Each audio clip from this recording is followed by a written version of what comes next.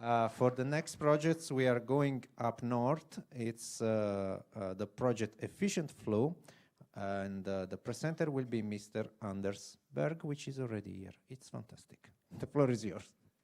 Yeah, lucky I got up at the right moment. Anders from Uniki. I had a privilege to manage and lead this EfficientFlow project. And usually when I hold or give a presentation, I always ask the audience to interrupt me if there are any questions. But today, please don't. So EfficientFlow actually started back in 2012. And as you know, all good stories starts at the bar. This time, not containing one sea captain, but two of them. They had a meeting with the air traffic administration of Sweden. And after the meeting, they went to the bar. And at the bar, there was a napkin. And on that napkin, they drafted an ID. An ID that was researched, is it technically possible for vessels to share their routes between each other? Can they plan routes in advance and share that information, between vessels? Was that technically possible? That was researched in Mona Lisa project. Then came Mona Lisa's 2.0 project. It was found out that it really does not matter if vessels share routes in between each other if you do not connect the shore side, the ports. So in that project, the sea traffic management concept was introduced. And did it work for real? We had to test it, we had to validate it.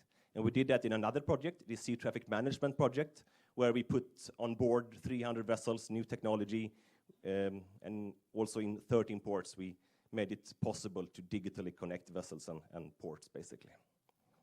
And now we have tested it, we have defined it, we have validated something. What comes next, do you think?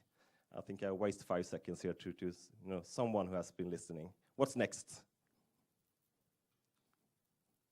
3, 2, 1. Implementation, hence the EfficientFlow project, where we implement the sea traffic management concept to make this happen, operationalize it. And we did that in 2 ports, Port of Gävle in Sweden and Port of Rauma in Finland.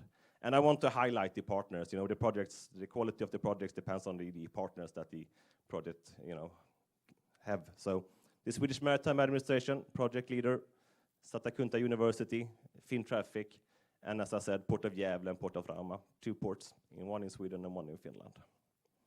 And what's the problem?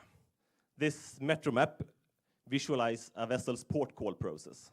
You have the vessel in the middle, you have the different stakeholders as metro lines, and the stations, they are synchronization points where they need to be at the same place, have the same time, have the same understanding when a vessel will depart, for instance.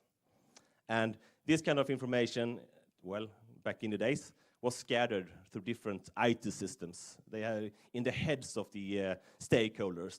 They called each other to hunt for information. They kept everything in Excel and in emails, and it was an efficient way to share information, basically. And continuing with the problem with the maritime world, in this picture or map, you see Astina and Furenord, both bound for the same port. And in shipping, there's this first come, first served principle. Whoever gets first to the port, they will go to the berth, meaning that both of them speed full ahead, knowing that one of them will have to wait. So what we did, we adjusted some business modules, sounds easy, but we first and foremost provided trust by visualizing the information, sharing the information. And we did that in application and in tools that we developed and procured. And I wanted to share this picture just because we did the first step in the project, basically. We provided a situational awareness to the stakeholders in the ports. We have seen now afterwards that the users, they're beginning to use it for other reasons as well, communicate, to do the planning in the system, and starting to ask questions, what can you do about the data? This will be hard in 20 seconds, so I will leave it there, but I just want to highlight that the stakeholders, they are at the heart of the process, the port call process, and this is from real-life examples, and it make a difference for people in ports. And just to highlight one of them is a captain on board Tärn Fors, a medium-sized tanker vessel. On our journey between Gothenburg and Gävle, the potential is to save up to 10 tons of heavy fuel oil. That's quite much. Yeah, and the streamlined port call process, information sharing, it works. Practical example, medium-sized container vessel from Rauma to Rostock. They have proceeded 1/4 of the journey. They receive information from Rostock that, yeah, we are a little bit late. You will have to, it's better that you come 4 hours later. That resulting in 56 tons less carbon dioxide emissions and 18 tons of heavy fuel oil saved on that trip, one trip. First come, first served principle, old, need to be challenged with technology and also standards, also a problem. Why is this not a common practice? It's hard to make financial decisions if you do not know if the standard will survive.